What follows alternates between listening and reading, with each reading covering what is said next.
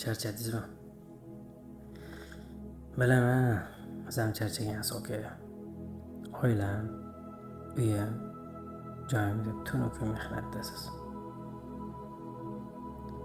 Birpas dam olsangiz, u yoqda ro'zg'or, bu yoqda kredit, bu yoqda qarz. Ko'chaga chiqsangiz, ko'chadagi ishingiz ko'ngilli emas. Uyga kirsangiz, uyda ham halovat yo'q yoki nimadir muammo. Bilaman aka, ichingizdan nimalar o'tayotganini. Lekin bir narsani tushundimki, shu kunlarga ham shukr qilish kerak ekan. Sababini sizga tushuntiraman. Hozir boshingizda muammolar bor, sinovlar bor. Hayotingizni bir tahlil qilib ko'ring. Shu muammolar sizga kimgadir yorborishish kerakligini eslatmayaptimi? Agar eslatayotgan bo'lsa, agar osmonga qarab, "Ya Alloh, o'zing borsan-u, o'zing yordam ber" deyotgan bo'lsangiz, demak bu sinovlar va muammolar sizu bizga foydali ekan. Chunki inson boshiga musibat tushganida yaratganiga astoydil iltijo qilib, u zot bilan chin dildan bog'lanishga harakat qiladi. Keling ochiqchasiga gaplashamiz. Yoningizda pulingiz ko'p, hech qanaqa muammongiz yo'q, hamma narsangiz bor paytda bir kunda Allohni necha marta eslardingiz? Bir tahlil qilib ko'ring. Hozir necha marta eslayapsiz?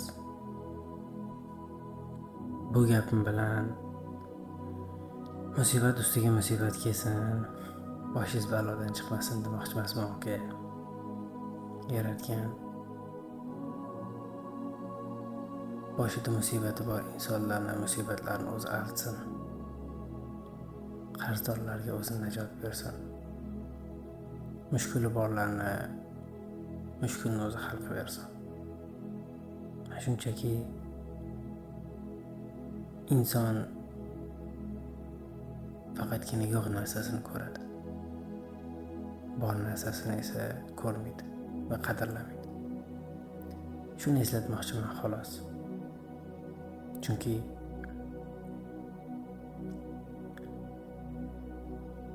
har qanday holatda ham yaratganga yolvorib, yaratgandan so'rashimiz kerak. Allohga hamd aytib, yo'lda davom etish kerak. Qorong'ulik abadiy bo'lmagandek, yomg'ir abadiy yog'maganidek aka, bu musibatlar, bu sinovlar ham abadiy emas. Bir kun o'tadi inshaalloh. Bizning ishimiz shu kunlarga sabr qilib, shukr qilib, yo'lda davom etishimiz. Ko'pchilik aynan mana shu sinovlarda sinib qoladi. Siz sinmaslikka harakat qilib ko'ring. Bizning muammolarimizni hal qilib beradigan yagona zot bor. Bu Allohga. Ishni o'shanga topshirib, tavakkal qiling. Yo'lda davom eting. Siz yaxshi kunlarni kutyapsiz, Xudodan so'rayapsiz, lekin so'raganingiz kechikyapti, kelmayapti. Siz uni olishni boshlaysiz.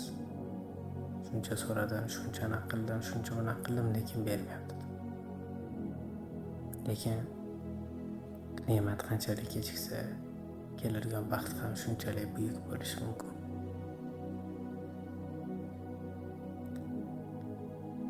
Siz faqat qo'lingizni tushirmang aka. Shuncha so'radim, bermadi deb so'rashdan to'xtab qolmang. Bandalardan yordam so'rasangiz jahli chiqsa, yaratgandan yordam so'ramasangiz jahli chiqar ekan aka. Yaratgan huzurda vaqt degan tushuncha yo'q. Bu vaqt degan tushuncha bizada 1 yildir, 2 yildir juda uzoq tuyulib ketadi. Lekin ahamiyat qilib qarasangiz, ahamiyat qilib ortga qaraydigan bo'lsangiz, qaysidir vaziyatda eslaganingizda voy shuncha yil bo'ptimi deysiz. orani 5 yillar, 10 yillar birpasda o'tib ketgandek tuyuladi. Nimaga unaqa bilasizmi? Chunki siz uni kutmagansiz. Siz vaziyatda ushlab qanchalik kutarkansiz, hayot shuncha uzun tuyulaveradi. Hayot shunaqa oke. Juda tez o'tyapti. Lekin biz kutganimiz sari sekinlashgandek tuyuladi. Balki aqllilik quvvati deb o'ylarsiz, balki boshqacha o'ylarsiz. Sizni qanaqa o'ylashingiz men uchun qorong'u. Lekin bu gaplarim kimlargadir kichik bo'lsa ham, ozgina bo'lsa ham dalda bo'lgan bo'lsa, men maqsadimga erishdim deb o'ylayman. Sabr qilsangiz ham shu kun ustidasiz oka. Nolib yaratganga isyon qilsangiz ham boshingizda shu kun turibdi. Undan ko'ra sabr qilib, duo qilib, yaratgandan yaxshi kunlar so'rash kerak deb o'ylayman. Ishoning, biza yaxshi deb bilgan narsa balki bizaga yomondir, lekin yaratgan juda yaxshi biladi bizaga nima yaxshi-yu, nima yomonligini. Siz yaratgandan xayrlisini so'rayvering, uni o'zi beradi. Nima yaxshi-yu, nima yomonligini o'zi juda yaxshi biladi. Qarindoshlaringiz yoki ko'cha-ko'yda oshna og'aynilaringiz sizni qo'lingizdan davlat ketib qolib, ozgina qo'lingizdan ish yurishmay qolganda boshqacha muomala qilishyaptimi? Ularga ham parvo qilmang oka. Hali yaratgan ishlaringizni joyiga keltirib, omadingizni berib, puldor bo'lganingizda, qo'lingizda pulingiz bo'lganda, tegingizda yaxshi mashinangiz bo'lganda, o'sha sizni mensimaganlar, sizga boshqacha muomala qilganlar ko'rasiz. Qo'pol qo'ygan hammasi dumini likillatib kelib qoladi oldingizga. Hayot shunaqa oka. Goh undoq, goh bundoq. Bir rivoyat eshitgan edim. Bir narvon bo'lgan ekan. Narvonning eng tepadagi pog'onasi pastki pog'onaga qarab har safar xo'jayin kelganda birinchi sanga oyog'ini bosadi va sanga oyog'ini artib, so'ng tepaga ko'tariladi deb kulaverar ekan. Oradan oylar o'tibdi, yillar o'tibdi. Xo'jayin kelibdi-da, narvonni oyog'ini osmondan qilib qo'ygan ekan. Hayot ham shunaqa oka. Hozir pastdamisiz, bir kun tepaga chiqasiz.